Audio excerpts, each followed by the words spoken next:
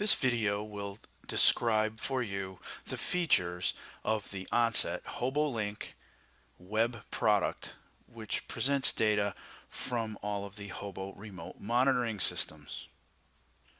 To access HOBOlink, go on your browser and type in HOBOlink.com, which we've done. And this is the main login page for HOBOlink. If you purchased a new device recently and don't have a HOBOlink account currently set up, you would want to click on Create an Account. And this prompts you for some information about your name, your email address, what your desired username and password might be, and it gives you the terms of use here, which you'll have to agree with by clicking I agree, and then you will click on Create an Account. We're going to be using an existing account, so we're going to go back up to the original page. So we're going to log into an existing account now, and we're going to give you a brief tour of the features of the HOBOlink product.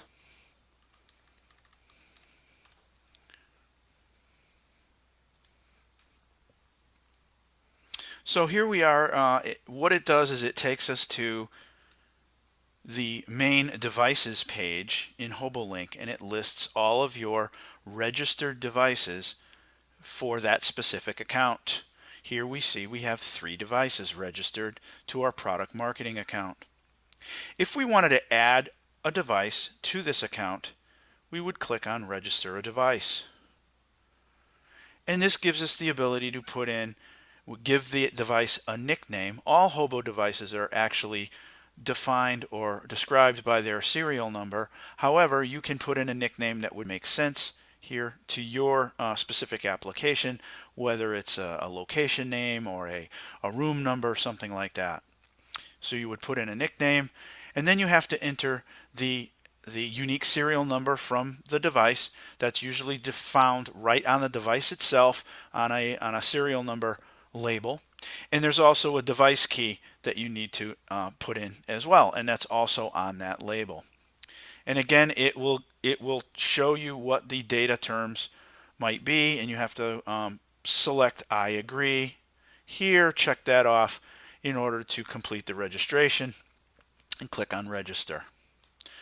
And again, we have several devices registered here, so we're going to open one of these up and have a look. In this main devices page, what you see is your devices that are listed by nicknames. They're listed by serial number. They tell you their connection status. It tells you that if the communications are good or not. It also tells you if the onboard relay for this particular product, these are all U30 products. It tells you if the relay contact, if they're open or closed, if you're in alarm condition, and it gives you the ability to get into the configuration, or if you need to remove one of these devices from your account and to put it in a different account, or maybe just to decommission the device, you would click on the little trash can to remove that device from your account. And then someone else can claim it, or if you can put it on the shelf and reclaim it later, however you wish to do that. So let's click on the water monitoring U30 here, and it will take us to the main device page for this particular U30. What you see here is you see several panes of data that represent certain measurements and certain functions of the U30. Here you can see a latest conditions pane, and it says this panel shows the current readings for all attached sensors as well as relay and battery state. These readings here, these temperatures, the relative humidity, the solar radiation, the barometric pressure, etc., were the last readings that the logger saw when the logger connected to HOBOlink. So what you see here is we have several sensors attached. That same data is displayed in graphical format to the right here. What you'll see individual strip charts for each parameter that's being logged, or each sensor that's connected. These are displayed in a 24-hour, so past day graph. You can click on past week and see the trends during the week, the past 7 days, or you can click on past month and see the past month's data. If your logger's been running for more than a month and you want to look at more longer duration data files, then you will have to open the historical data files from HOBOlink, and I will show you how to do that in just a moment. Also, under latest conditions, you see there is a little toolbar here, and you can click on that to configure the specific sensor, give it a label. If it's an analog input or a pulse input, you can put in scale factors, etc. And we're gonna show you how to do that in just a moment. Under latest connections, what you will see is you will see the log of the connection history for this particular device. If you click on full log here, you will see a table appear that has the entire connection history since the logger was originally launched. And it tells you the signal strength. Either this is a Wi-Fi device that doesn't have very good Wi-Fi signal, but it's still connecting very, very regularly. And if it was a GSM device, it would give you that information, or I'm sorry, cellular device would show you that information as well. Scrolling down, we have a pane called latest data. When the logger connects to HOBOlink, it appends data to these data files. These data files live on the HOBOlink server. By default, the files that are created have a .dtf extension. That's proprietary Hobo file format for this type of logger. You can also, there's an option to select to create a text file also based on that same data. And that's what the CSV files, that's where we can see there's for each data file, there is a DTF file and a CSV, which is comma separated variable or value, which is openable in Excel. You can see that these increment 23, 24, 25, it's appended at the end of the data file name. And what those represent are either each time the logger was launched, relaunched, or when it wraps. You can set up the logger to log data and stop when the memory is filled, or you can select wrapping, which means that when the logger memory is filled, it begins to overwrite. It starts over again and overwrites the old data in memory. Typically, most people select wrapping because the data is being archived at the HOBOlink server. There's no you don't have to worry about losing data. You have basically a rolling backup as that data is written periodically to the server. There's also a tab for setting up custom data. We're going to talk about that in a moment. Basically, what you can do is create a custom data set based on selected sensors from any logger that's in your account. So that, for example, if you have 3 or 4 U30 loggers that are all recording a temperature that you're interested in, you can select all of those temperature sensors to be included in the same data set and either export it immediately, or you can schedule delivery of that data via email or to an FTP site of your choosing. We're going to talk about that in a moment. Also, if you select all files here, it will show you all the historical data files that are available since the logger was launched. It's important to understand that the .dtf files, which will open with our HOBOware Pro software product, they remain on the server forever. The CSV files are periodically flushed. I believe they stay on the website for about 2 months. So that's a good thing to remember. If you're creating CSV files, you want to offload those periodically. Going back to the main screen here, if we scroll down, we'll see device information. Here it's telling us how often the logger is logging. Again, it's a data logger, so it's logging data internally to its memory periodically. It's logging here every 5 minutes. We have the device configured to wrap, meaning that when the memory gets filled, the old data is overwritten by the new. and there's no problem with that, no worries of losing any data because it is writing that data to the HOBOlink server.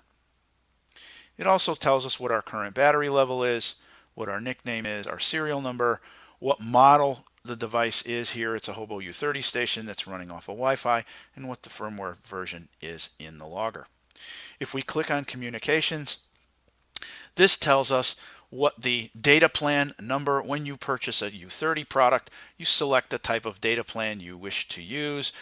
There are several plans available depending on what kind of technology you're using to communicate. If you're using cellular, there's a few different cellular plans that are limited by how much data you transmit per month. The Wi-Fi and Ethernet versions also have those kinds of limitations, and there's also a free of charge plan, which here is the 003. This tells you when the plan was initially purchased. It also tells you when the plan end date is, which here this is the free of charge plan, so it does not end. It also tells us what the signal strength was at the last connection. So now let's take a look at how to configure a U30 using the available tabs. Across the top of the screen you can see we have devices, which shows us all the devices that are included in this particular account.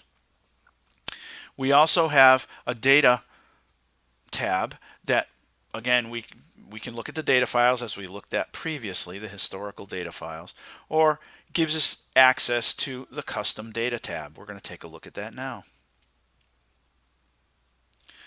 So custom data gives you the ability to create what we call a custom query based on any sensors that are available in that particular account. We're not going to get too deeply into this. We're going to have another video that talks exclusively on data delivery. However, basically what you can do, we have data delivery configured here. If you we have two different data queries configured currently. If you click on edit, you can see the different settings that we're using. We're giving it a name. We're saving them in file format of HOBOware CSV, which allows direct import into our HOBOware Pro software product. Tells us what the time zone is and how we want the data to be exported. Down below we can select what devices and what sensors we want to include in the query. You can also select to export data immediately, or you can save this query and use it for data delivery, and we can talk about that in a moment. In our settings tabs, this is where we would go in and look at our account information. We can look at that to here. We can see that this is registered to myself. This is my name, and my email address is included. The units depends on what kind of unit system you want to use. US would be, for example, temperature in Fahrenheit. If you select SI, which is international units, temperature would be in degrees Celsius. Public access, basically this gives you the ability to share a public URL for any of the devices that are in your account. And that gives you the ability to share data with other people who you may want to have access to a HOBOlink page without necessarily granting them administrative rights. So basically what this means is they can see the data displayed, and they can offload data files either in CSV or DTF format, but they can't change any configuration in the system itself. This also is where you would select to configure your logger for web publishing. We have an arrangement with the Weather Underground site. You would have to go to the Weather Underground site and create an account, and then assign a station ID, and then you would come in here and put that information in, your station ID and your password that you set up with Weather Underground, and then check off the little checkbox, and then that data from your U30 or from your remote monitoring system will show up on the Weather Underground site. There are limitations to the type of sensors that are supported. Mostly they're all weather related, so temperature and relative humidity, barometric pressure, wind speed and direction, rainfall, things like that. Those are supported. Third party types of measurements are not. Again, in export, this gives you the ability to format your data files, the text files, in a specific format, and you can also put in if you have an FTP site you want data to go to, you can put in the default information here, or you can put in your email address, or both. This is where we would set up data delivery. Again, it's based on your previously set up data sets that the data queries that we configured. Here there's two available. You give it basically under general settings, you give it a name, you say how often you want the data delivered. You can select to only include new data, which is a very good feature. You can also select to email on a delivery failure. Again, we're going to do another video that describes this in more detail. And then you can select how you want the data to be delivered, either to an FTP site of your choosing or to an email address, or both. The other tab here is the support tab. And here it gives you access to the online help, which is a browser-based help, which is very helpful and includes a lot of information about that. Also gives you a link to the HOBOlink user's guide. There's also a data logger resources library link that takes you to our website. The contact tab again gives you a link to the same place, the data logger resources library. And there's also an email address for HOBOlink feedback. And there's a form. If you click email us, there's a form you can fill out and send us an email on with your feedback. Under terms, this is where we have the terms of use of HOBOlink, and as well as the data uploading terms for your convenience. You have a look at that if you need to. And under features, it gives you a chronology of all the different features that were added over the past few years to HOBOlink, and kind of give you an idea of how it's evolved. So let's go back to the devices page, and what we're going to do is we're going to show you the configuration tab. Here's the configuration tab right here. This includes all the configuration parameters. If you just want to configure sensors, you can click here and it will allow you to configure those sensors as well. They're included in both. So we click on general configuration. This gives us the ability to change the nickname if you wish, change the time zone, and this is where you would select to wrap when the memory fills, or if you uncheck that, the logger will stop logging when the memory fills up. You also have the ability to put in a personalized image for this particular device that will be displayed on the page in a very small icon if you wish. The launch configuration window is, this is where you would give it a launch description. The launch description turns into that is your file name of your data files. So here we're just using the serial number, but you could put in something like site number 1 or something like that, and then your data file will reflect that description name.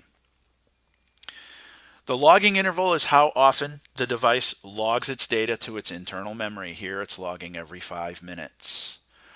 The sampling interval has to do with averaging. It's an averaging function, and it's only supported by a limited number of sensors. If you selected, for example here, if you selected sampling and you put in a 1-minute sampling interval, at your 5-minute logging interval, the value that's recorded is an average of 5 1-minute measurements.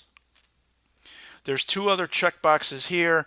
One is force relaunch on next connection. If you go out into the field and you need to replace a sensor, you need to relaunch the logger in order for that sensor to be recognized by HOBOlink and by the logger itself. So if you go out in the field, you change the sensor, you want to check off force relaunch on next connection, the logger will be relaunched by HOBOlink the next time it connects, and a new data file is created. There's also a checkbox for full readout upon power reset. That's a troubleshooting tool in case you have to power cycle the logger in the field in case there's a problem with communications or something like that. The readout tab is you configure how often you want the logger to connect to HOBOlink. Again, you have two intervals you have to set. One is the logging interval, how often the logger queries the sensors, and then the readout interval is how often the logger transmits the data to HOBOlink and writes the data to the data file. There's also a selection for night mode. Night mode, what it does is it allows you to set a connection interval for some period of time during the day where perhaps you're not so interested in getting regular readouts. And it saves on data connection and battery life, and your with GSM loggers, you're limited to how much data you can transmit per month. In fact, all of the data plans, you are limited to how much data you can transmit per month, and night mode gives you the ability to limit those measurements during any period of time you wish during the day and maximize your connection times at times where you're more interested in getting readouts. Here also you have the ability to check off save data as text file, and that's where you would create a CSV or a comma separated value file as well as a DTF. Every time the logger connects, it writes to those files. The Sensors tab gives you the ability to configure each sensor. You can put in things like a label. Here we have a label called water. This is where you can enable or disable the graph. If you didn't want to see the graph for this particular sensor, you can disable that. You can also enable scaling. These are scaled. All of these sensors that are attached to this device are all smart sensors, so they're already pre-scaled. If for any reason you wanted to add some additional scaling, for example, if you think your sensor might have drifted or something in the unlikely event that it did, you could actually put in a multiplier and an offset if you wish. And that you would check off enable scaling. This is more used for third-party sensors, pulse inputs, analog inputs, things like that. And it also gives you the serial number of the sensor and the product code number or the model number. The other thing here under configuration is you can select alarms. And here what you will do is you will go in and you can, there are system alarms available. There's a missed connection alarm, a battery low, memory low, or sensor failure alarm that you can configure. If you click on edit sensor alarms, you can say how you would like to be notified on a missed connection. You can either be sent an email or you can put in a text message. You would have to put in your particular carrier's string, something like text at verizon.com or whatever that might be. You'd have to talk to your specific mobile phone provider to get that information. You can also set it up for a low battery alarm, a memory low alarm, or a sensor failure alarm. And again, you can select either an email or a text message as far as notification is concerned. If we go back, we can also set up sensor alarms. I have a sensor alarm here, and what we can do is have a look at that. This is a temperature alarm. And basically this is we're saying that if the temperature of this particular sensor, and you can select any sensor if you wish, you can say if it's above a specific temperature for whatever number of logged data points, and again it's saying it's logging every 5 minutes, it will send you an alarm, send you an email or a text message. If again, keep in mind that if you just put in one log data point, it's possible, depending on what kind of measurement it is, that you probably want to select more than one log data point to make sure that it is actually in an alarm and just not on the threshold.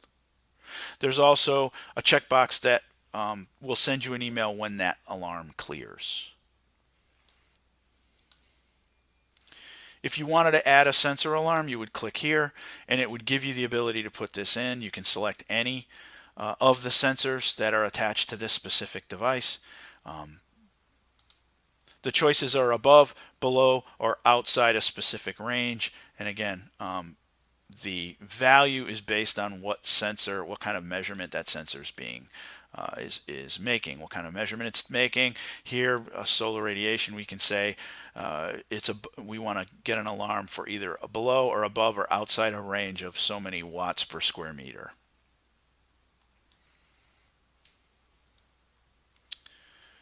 Down below here we can see basically what this is a log of the alarms that have happened to date. If you click on full log, it will give you, it'll tell you when each alarm happened and when they cleared. It's a full log of all the alarms that happened since the logger was assigned or claimed to that account.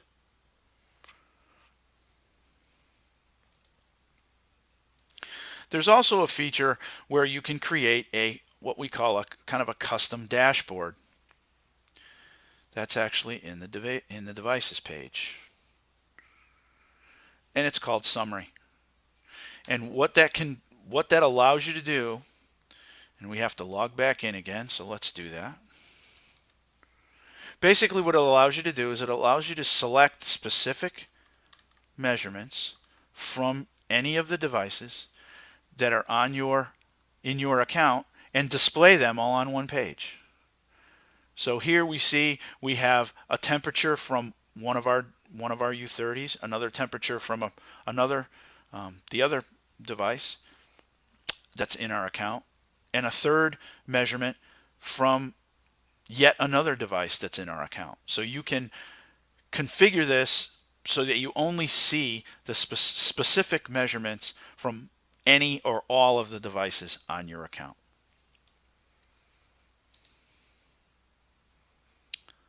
We'll go back to HOBOlink. So that's basically it. That's the basic tour of HOBOlink. This is HOBOlink 6. For more information on our products, HOBOware, HOBOlink, or our remote monitoring systems, go to onsetcomp.com.